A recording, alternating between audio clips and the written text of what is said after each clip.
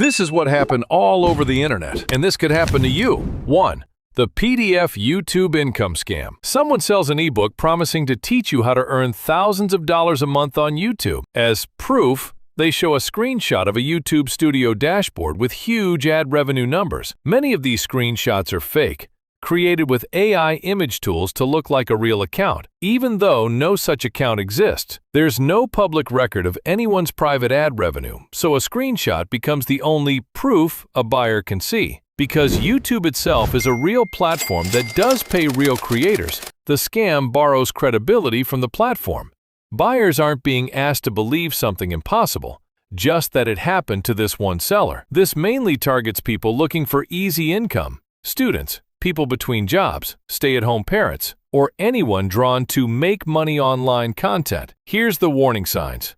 The numbers don't add up. Ad revenue roughly tracks with views. If someone claims huge earnings but their public videos have small view counts, the math doesn't work. No way to check it. Legit claims can sometimes be cross-checked against views, brand deals, or third-party estimator tools. Scammers avoid anything checkable. The course is the real business. If someone makes more money selling the How to Succeed on YouTube course than they do on YouTube itself, that's a red flag. Urgency tactics. Only 20 spots left, countdowns, and this won't work much longer language are common pressure tactics in get-rich-quick schemes generally. This scam doesn't need deepfakes of real people, just a convincing fake of a financial dashboard. As AI tools get better at recreating specific software interfaces, these fakes will get harder to spot visually. Catching them will likely rely more on checking the underlying numbers than on how a screenshot looks. 2. Fake before/after testimonials. This is one of the oldest tricks in advertising, updated with AI. A seller of a weight loss product, skincare line, fitness program, or transformation course needs visual proof their product works.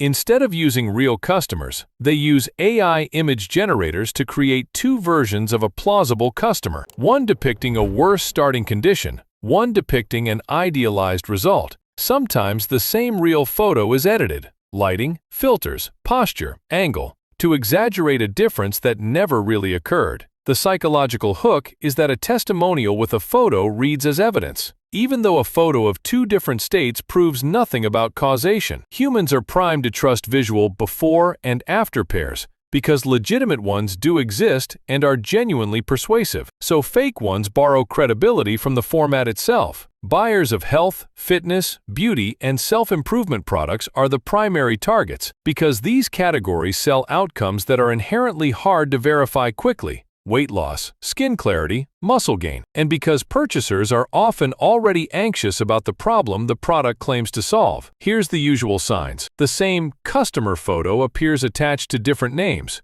products, or testimonials elsewhere online. Reverse image search often catches this. Lighting, background, camera angle, or even body proportions shift unnaturally between before and after, a sign of separate, unrelated source images or AI generation artifacts. No verifiable identity, no tagged social account, no way to contact the person, no video. Harder, though not impossible, to fabricate convincingly. Suspiciously uniform result. Real customer outcomes vary. A wall of testimonials, all showing dramatic, similar transformations, is a statistical outlier. 3. AI-edited food photos for refund fraud. A customer orders food through a delivery app, then submits a photo claiming the item arrived spoiled, undercooked, or damaged in order to get a refund while keeping the food. Increasingly, some of these photos are AI-edited or AI-generated rather than genuine, altering color to suggest undercooked meat, adding artificial mold-like textures, or generating an entirely synthetic, bad version of a dish. This is a form of first-party fraud. The fraudster is the customer, not a third party impersonating one, and it exploits delivery platforms' incentive to resolve complaints quickly and cheaply, often refunding on the strength of a single photo, because verifying food quality after the fact is otherwise nearly impossible. The targets here are restaurants and delivery platforms, who absorb the cost. Restaurants lose the food and the sale. Platforms lose margin or goodwill from partner restaurants. It's a volume-based fraud, individually small amounts, but costly in aggregate for the food delivery industry. But don't worry, Delivery platforms increasingly use machine learning models trained to detect image manipulation artifacts alongside behavioral fraud scoring, refund frequency, order patterns, account age. Some platforms cross-reference complaint photos against the restaurant's own photos of the dish taken at pickup, where that workflow exists. 4. Celebrity deepfake crypto investment ads. Scammers use AI voice cloning and video deepfake technology to make it appear that a well-known public figure, a business leader, celebrity, or media personality, is personally endorsing a cryptocurrency investment platform. These often appear as short video ads on social media, sometimes using real news footage of the celebrity that's been altered, or entirely synthetic video paired with cloned audio. The investment platform is typically fake, or a scam trading site that shows fabricated returns to encourage larger deposits before disappearing with the funds. These target a broad audience, but are especially effective against older adults and people newer to crypto investing, who may be less attuned to how deepfake video looks and more inclined to trust a recognizable face. 5. AI voice cloning targeting grandparents. This is a modernization of the long-running grandparent scam. Traditionally, a scammer calls an elderly person claiming to be a grandchild in trouble, needing bail money, medical funds, or help after an accident, relying on a poor phone connection and emotional pressure to avoid the target asking verifying questions. AI voice cloning adds a new layer, with a short audio sample of a real family member's voice, often scraped from social media videos. Scammers can generate audio that mimics that person's voice, making the call far more convincing than a generic stranger's voice. The emotional core of the scam hasn't changed: panic, urgency, and a plea for secrecy. Please don't tell mom and dad. But the voice cloning removes one of the main things that used to make people skeptical. Elderly people are targeted specifically because they're statistically more likely to answer unknown calls, may be less familiar with voice cloning technology, and the family relationship being exploited. Love and worry for a grandchild is a powerful emotional lever that overrides normal caution. If you get any urgent request for money that comes with instructions to keep it secret from other family members, requests for payment via untraceable methods, gift cards, wire transfers, or cash pickup, rather than normal channels, inability of the grandchild to answer a question only the real person would know, or refusal to video call, the caller quickly hands off to a lawyer, police officer, or bail bondsman. A second layer designed to add false authority and prevent the target from hanging up to verify independently. Family-level prevention is currently the most effective defense. Agreeing on a verification method in advance, a code word, or a policy of always hanging up and calling the person back on a known number neutralizes the scam regardless of how convincing the voice is. On the institutional side, banks and wire transfer services train staff to recognize patterns common to this scam.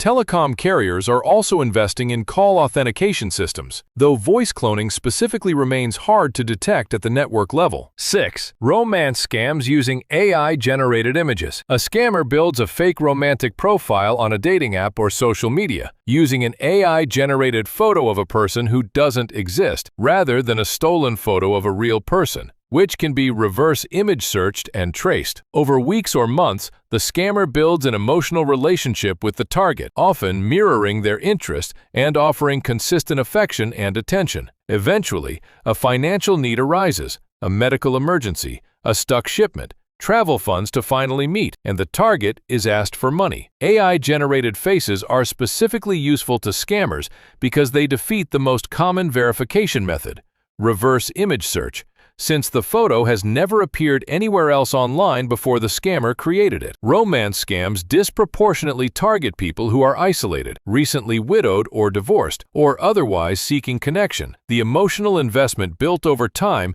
is what makes the eventual financial ask feel like helping a partner rather than being solicited by a stranger. If this touches something you're going through personally, it's worth talking to someone you trust before sending money to someone you haven't met in person. 7. AI-assisted phishing websites. Phishing sites impersonate legitimate services, banks, delivery companies, government portals, to trick people into entering credentials or payment details. AI tools have lowered the barrier to creating these convincingly, generating polished copy free of the grammatical errors that used to be a giveaway, and making it faster to clone the visual design of a legitimate site. The scam works because it copies the trust signals of a real site, logo, layout, familiar language, while relying on a slightly altered domain name or link that most people don't check closely. 8. AI-generated fake news for directed influence. This involves using AI text and image/video generation to produce fabricated news articles, images, or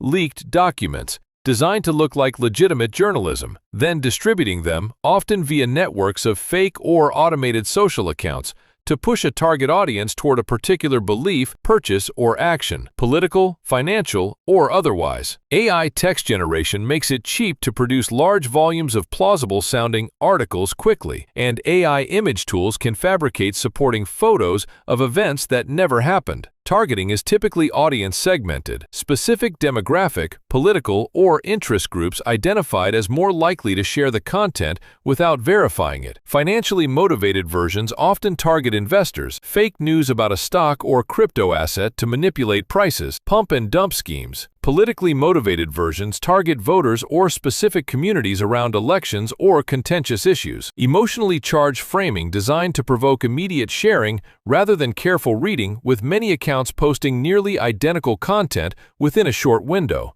A pattern of inauthentic amplification rather than organic spread. One thing needs to be said clearly. There's nothing wrong with selling an ebook, teaching a skill, or running an agency. People build real, honest businesses around knowledge and services every single day. That's not the scam. The problem starts when someone uses AI to generate a screenshot, a dashboard, a testimonial, or a result that never actually happened, and then presents it as lived experience. That's not marketing. That's fabrication. 5 years ago, faking a screenshot took some skill in Photoshop, and it usually looked off if you looked closely. Today, AI can generate a convincing fake interface, a fake testimonial video, a fake before and after in seconds, and it's getting harder to tell apart from the real thing. So the standard for skepticism has to rise. Not because online courses or agencies are inherently untrustworthy. Most sellers are honest, but because the cost of faking proof has dropped to almost nothing. The burden of proof genuinely shifts. Check for public, verifiable data. Look for numbers that can be cross-referenced. Be wary of proof that can't be checked at all. The tools got better, so our questions have to get better too.